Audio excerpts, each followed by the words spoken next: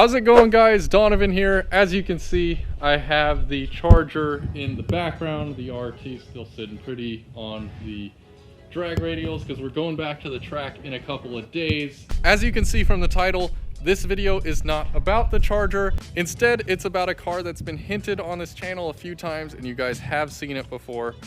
It is my friend Gary's 2018 Hellcat wide body in this destroyer gray color. So this car is especially interesting because, well, first of all, it's in my YouTube intro, and secondly, I've driven this car on a turning track a few times, and a muscle car on a turning track. I'm sure some of you guys are cringing a little bit, but yeah, it has been on a turning track. I've been able to get on it going straight, like on the straightaways at Willow Springs before, and I've gotten a good feel for this car, driven it to and from the track a couple of times, just kind of having fun with it. So this car is especially interesting because it is spec'd out exactly the way that I would spec out a Hellcat if I was ordering one from the factory. So it has the demonic red seat belts, it has the rear seat delete, and of course the black leather seats, and then I'm sure you guys have seen a Challenger before. It's very similar to my car on the interior. And of course, since it's a wide body, you have the 305s all the way around with the wide body flares on the side. Somehow they managed to fit those tires on, and they are over a foot wide on all four corners. And of course, you have the 6.2 with the big old blower on top, and this sticker, which you guys have seen the post of before. Check out my merch if you haven't already. Link is in the description. Gary was nice enough to let me take this car for a spin today, so he's gonna follow me in the RT and just get some cool rolling shots of it. And we're gonna talk about this car and why it's significant as we get further in the video. Let's go ahead and start it up. So before they start up my car and it saturates this audio, we're gonna fire this thing up with, of course, the red key. It's covered, but it is the red key, and get a quick cold start.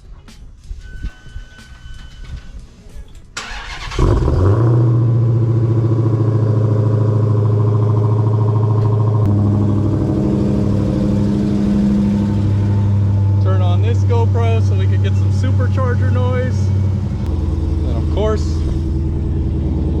step on in.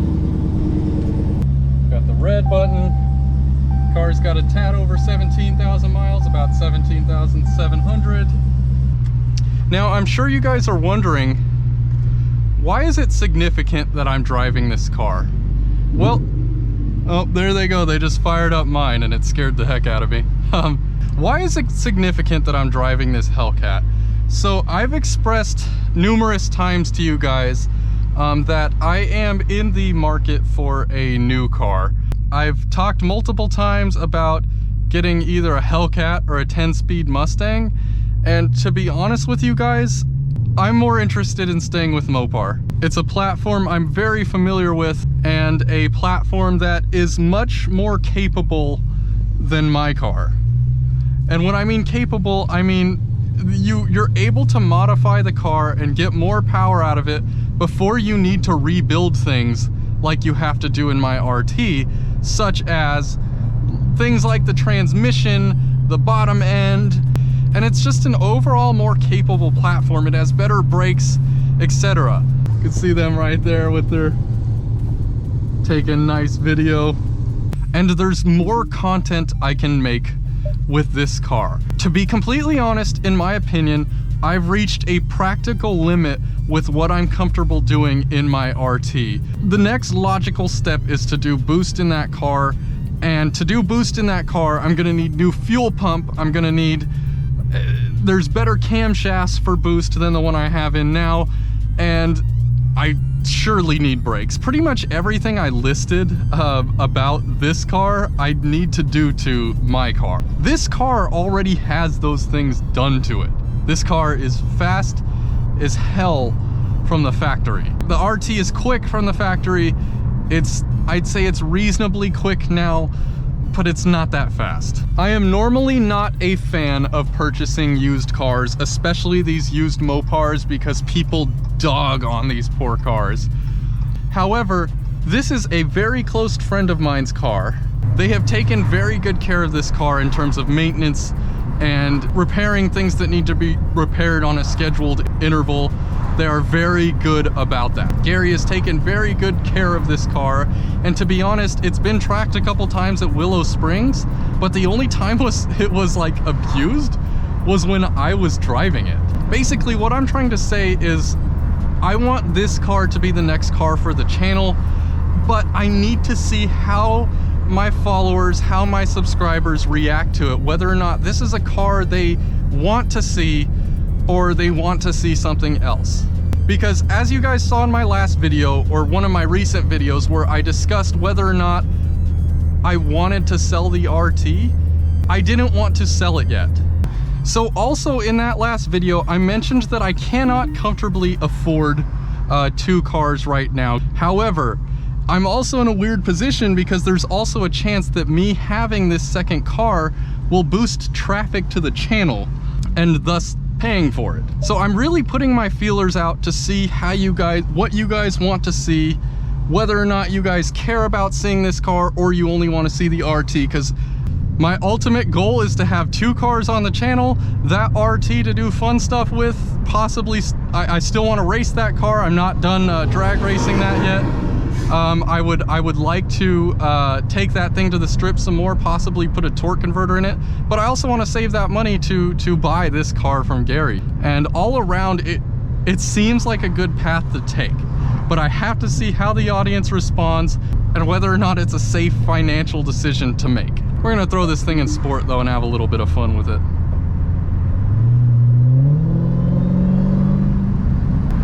It's just crazy because the power delivery is so much different than it is on my car. In this car, it's much more linear. It doesn't take as much time to kind of build up as mine does, because obviously I lost some low end with the cam. And given that it's a root style blower, you have that power throughout the entire RPM range, unlike a Procharger where it has to build up boost. It's a really fun car, and I'm really comfortable with it, guys, so it seems like a logical decision.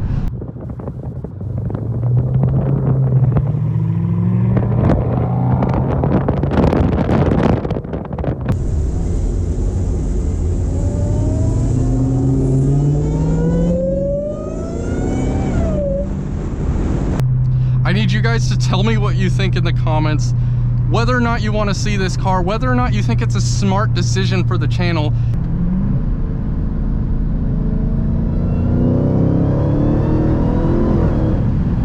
The transmission feels so much different in this car too. It's incredible. It's like, it's much snappier and it's handled way more torque than my car has to. Man, I don't know how well you guys could see with this angle on this GoPro, but my freaking Charger in the back, dude, I'm like falling in love with it. Again, love that car.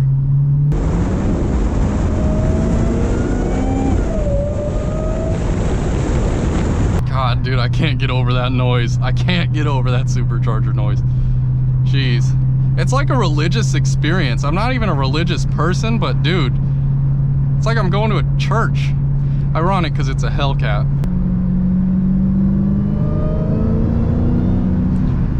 It like pulls you back. It's the craziest feeling. It's different than my car. Like my car, you have to rev out quite a bit to really start feeling it. This thing, it's not like that. It's just the power is there.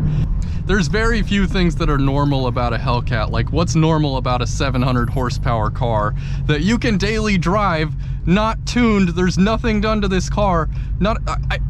Guys, there is not a single thing done to this car. And that's the beautiful thing about it, is there would be so much content for me to make modifying this thing.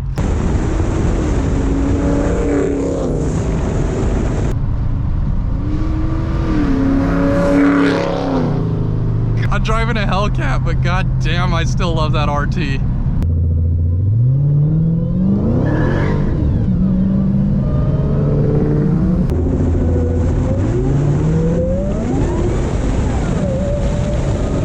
It just breaks loose too easy, man. This is like my heaven, dude. This is what heaven feels like. Maybe I am religious. I'm going back on what I said a few minutes ago.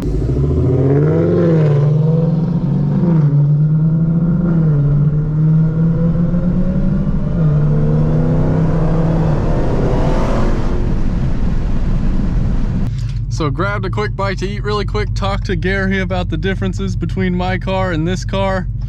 They're both really fun cars and they both complement each other well, but they drive very differently. If you guys haven't already, make sure to click that like button on this video. It helps the channel a lot. Admittedly, I have to boost the channel's revenue to be able to afford this car. So, you know, I have my side hustle stuff, I have the merchandise, I have, you know, the videos and stuff that are monetized. But hit the like button if you haven't already, subscribe to the channel if you haven't already, and let's have a little bit more fun with the car before we close out the video.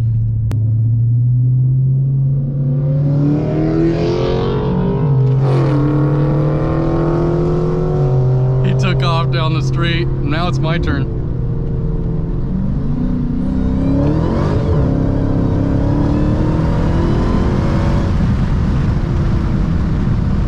Damn thing broke loose on me at like 70, dude. Oh my God.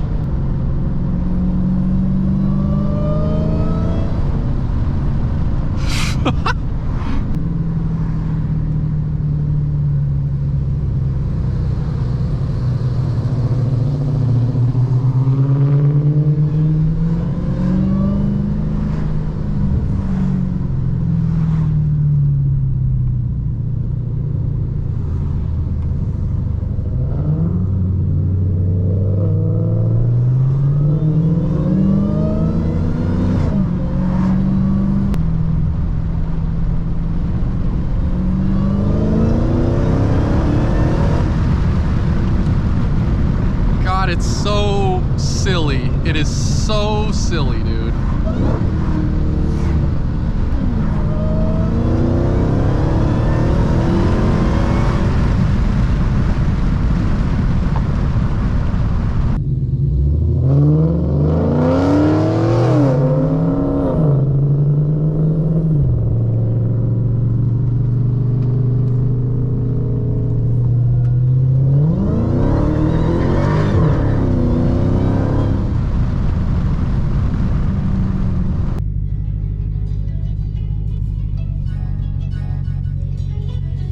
Okay, so now you guys can see I have both of the cars behind me. We made it back in one piece, so that's always good.